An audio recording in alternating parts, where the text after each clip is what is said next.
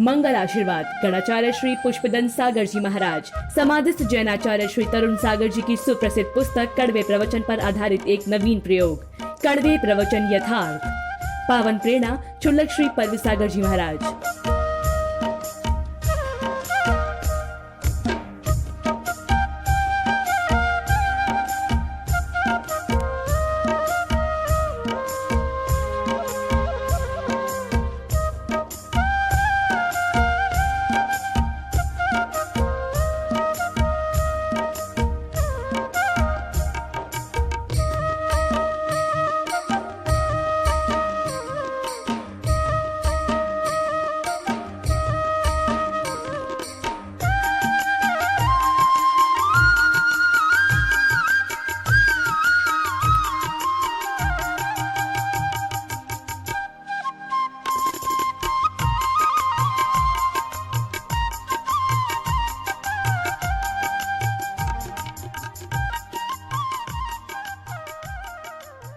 एक औरत अपने घर से निकली।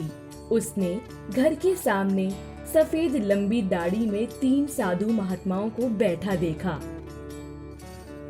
वह उन्हें पहचान नहीं पाई।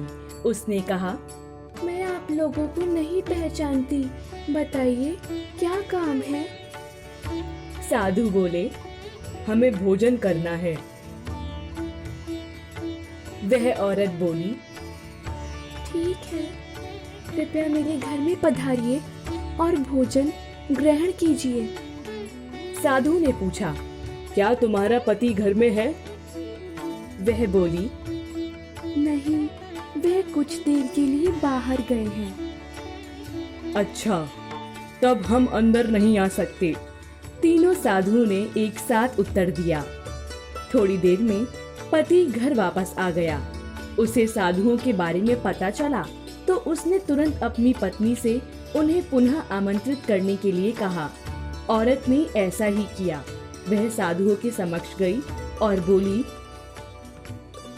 महात्मा, अब मेरे पति वापस आ गए हैं, कृपया आप लोग घर में प्रवेश करिए। हम किसी घर में एक साथ प्रवेश नहीं करते, साधुओं ने स्त्री को बताया।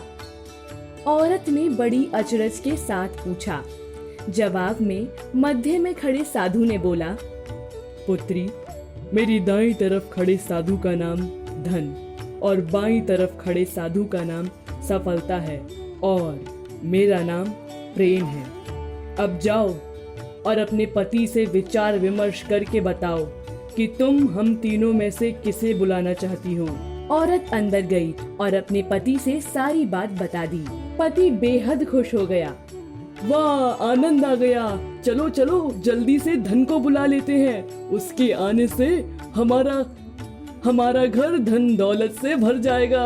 वाह वाह, मजा आएगा और फिर कभी भी पैसों की कमी नहीं होगी। औरत बोली, क्यों ना हम सफलता को बुला लें? उसके आने से हम जो करेंगे वो सही होगा और हम देखते देखते धन दौलत के मालिक भी बन जाएंगे। तुम्हारी बात भी सही है, पर इसमें मेहनत करनी पड़ेगी। मुझे तो लगता है धन को ही बुला लेते हैं। पति बोला। थोड़ी देर उनकी बहस चलती रही, पर वो किसी निश्चय पर नहीं पहुंच पाए और फिर निश्चय किया कि वह साधुओं से यह कहेंगे कि धन और सफलता में जो आना चाहे वो आ जाए। औरत झट से बाहर गई और उसने यह आग्रह साधुओं के सामने दोहरा दिया। उसकी बात सुनकर साधुओं ने एक दूसरे की तरफ देखा और बिना कुछ कहे घर से दूर जाने लगे। अरे, आप लोग इस तरह वापस क्यों जा रहे हैं? औरत ने उन्हें रोकते हुए पूछा। पुत्री, दरअसल हम तीनों साधु इसी तरह द्वार द्वार जाते हैं और हर घर में प्रवेश करने का प्रयास करते हैं। जो व्यक्ति लालच में आकर धन या सफलता को बुलाता है, हम वहां से लौट जाते हैं और जो अपने घर में प्रेम का वास चाहता है, उसके यहाँ बारी बारी से हम दोनों भी प्रवेश कर जाते हैं। इसलिए इतना याद रखना कि जहाँ प्रेम है वहाँ धन और सफलता की कमी नहीं होती। ऐसा कहते हुए धन और सफलता नामक साधुओं ने अपनी बात पूरी की। जिस घर में और सब कुछ हो मगर प्रेम ना हो, वह घर घर नहीं शमशान है।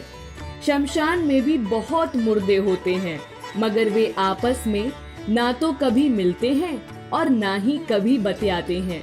जिस घर में पति पत्नी, सास बहू और बाप बेटे साथ रहते हों मगर एक दूसरे को देखकर मुस्कुराते ना हो, तो क्या वह घर भी शमशान नहीं है? परिवार में प्रेम और समर्पण है तो जीवन स्वर्ग है। मैं पूछता हूँ, प्रेम से भी बड़ा क्या दुनिया में कोई स्वर्ग है? घृणा और नफरत से भी बड़ा क्या दुनिया में कोई नर्क है?